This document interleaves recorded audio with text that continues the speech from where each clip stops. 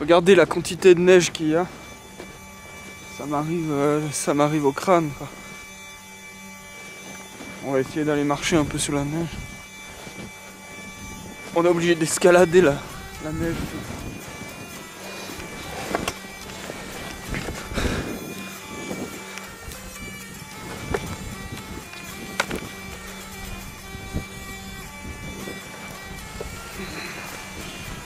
J'en ai plus qu'aux genoux. Ouais, là je peux pas aller plus loin.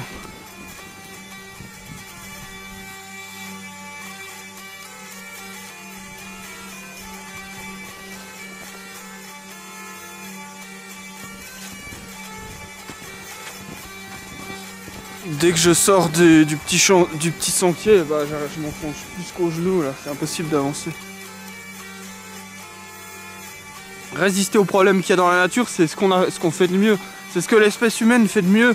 Résister au changement climatique, résister à toutes ces choses, c'est tout ce qu'on fait de mieux. On a construit des murs, des chauffages, tout ça, c'est on est l'espèce la plus optimale pour faire ça. Pour résister à des changements rapides, pour trouver des moyens, pour survivre.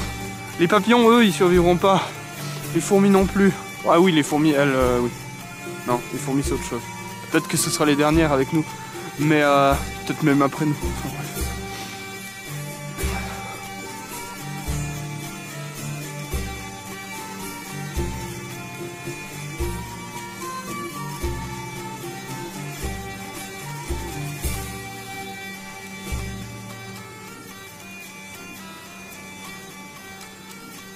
Je suis désolé pour la confusion de mon discours. Quand je suis dans la forêt, j'arrive plus à parler de... Je parle de manière plus confuse. C'est qu'il y a une probabilité non nulle.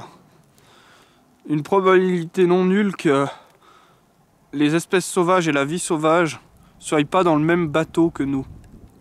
Et que donc leur bateau, il va couler et on n'en aura rien à faire.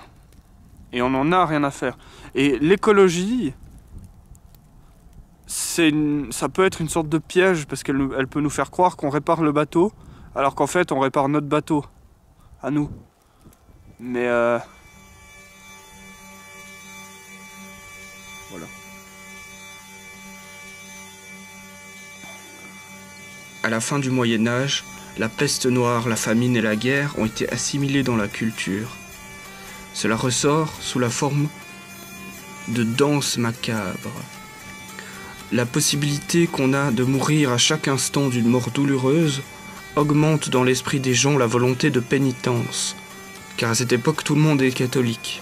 Elle augmente aussi le besoin de joie immédiate, le désir hystérique de s'amuser, tant qu'il en est encore possible.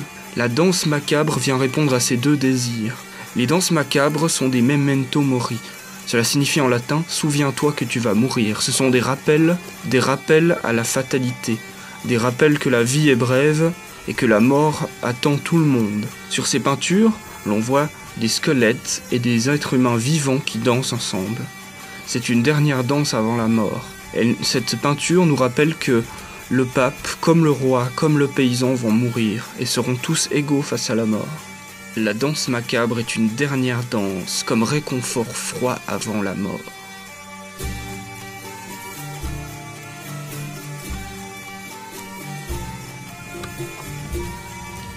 Dans l'écologie, à l'heure actuelle, il y a toujours cette idée de fin du monde, de fin des temps.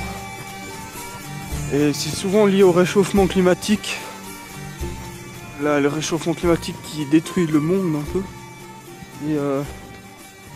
Et cette idée me gêne. Je vais vous expliquer pour quelle raison cette idée me gêne. Cette idée me gêne principalement parce que on nous dit un peu l'humanité va disparaître et en gros ce sera la fin des temps, un peu comme si tout allait disparaître, s'il allait rester plus que des cailloux. Et je pense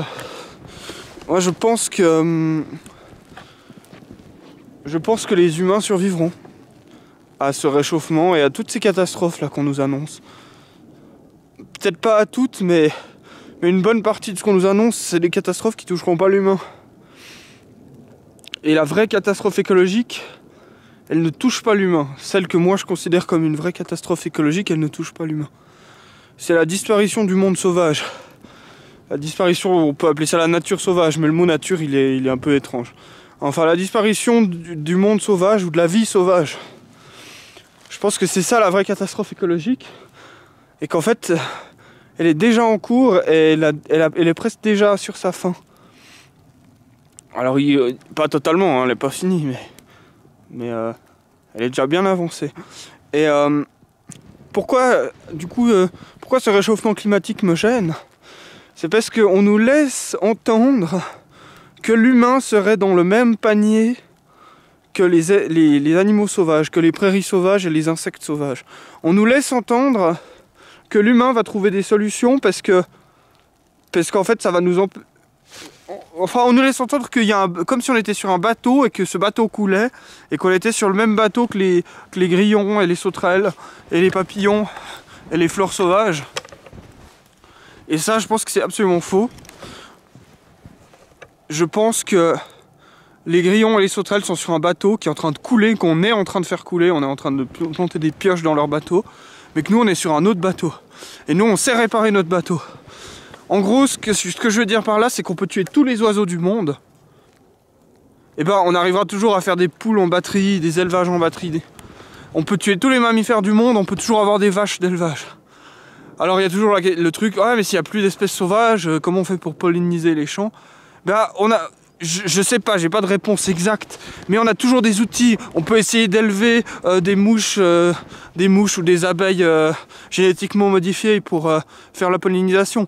Le jour où ce sera plus rentable de faire polliniser les arbres par les abeilles sauvages, bah on aura des abeilles d'élevage. Et c'est déjà le cas. Aux États-Unis, les amandiers ils sont pollinisés par des abeilles qui sont élevées.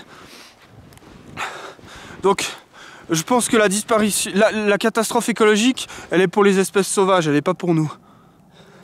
Nous, ça va être d'autres trucs. Il y a l'augmentation des cancers, enfin, il y a des trucs qui sont peut-être possiblement nuisibles pour la survie de l'espèce humaine. En gros, où je veux en venir, c'est que la catastrophe, dans ses conséquences, elle est beaucoup moins grave que ce qu'on nous annonce. On nous annonce tout le temps, ah, ça va être la fin du monde. C'est beaucoup moins grave que ça. Pour l'espèce humaine.